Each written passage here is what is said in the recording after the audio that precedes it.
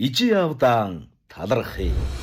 Зулайгаа гიშгэж төрсэн ах トゥ 8 залуус ижи авда талархъя тоглолтоо хэдхэн хоногийн дараа хийх гэн шүү. Эцгэс үдэж ихийн хөвлөгөөс төрцгөхдөө бүгдээр авьяасын ундрахтай төрсэн ах トゥ төрүүлж өсгсөн ижи авда талархаад зогсохгүй үр хөвгтэй гарыг нь ганцганд хөлөг нь дөрөв төргсөн Монголын хоо бүх сайхан аав ээжүүдтэй энэ тоглолтоо зориулах гэн шүү.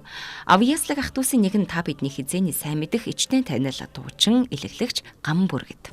Сарын 6-нд 19 цагаас ганцхан удаа. За та бүхэндээ энэ сайхан өдрийн мэндийг хүргье. За тэгээд ахан дүүс хамтлаг нэг айлын 8 залуу за бас Монголынхоо бүх сайхан ижи авдаа зөрүүлж ижи авдаа талархъя гэсэн одоо анхны уран бүтээлийн тоглолтоо 3 сарын 6-нд бас Монгол өхөө өргөнд хийх гээд бэлтгэл ажилдаа орцсон. Ингээд явж байна. За тэгээд бидний тоглолт бол одоо юугаараа онцлог вэ гэж бас хүмүүс их асууж байгаа. Тэгээд мэдээж одоо нэг айлын одоо зулаагаа гიშгэн төрсэн ахан дүүс бас Монголд анх удаага бас ингээд уран бүтээлийн том тоглолтыг бас хүргэх гэж байгаадаа маш их баяртай байна. За тоотын ган тулга, тоотын ган зөрөг, тоотын ган дөл, тоотын ган бүргэд, тоотын ган төмөр, тоотын ган жаргал, тоотын ган бэлэг, тоотын отхон бэлэг гэсэн ийм 8 залуу байгаа. Ижи авдаа талархъя тоглолт. Монгол өхөө өргөнд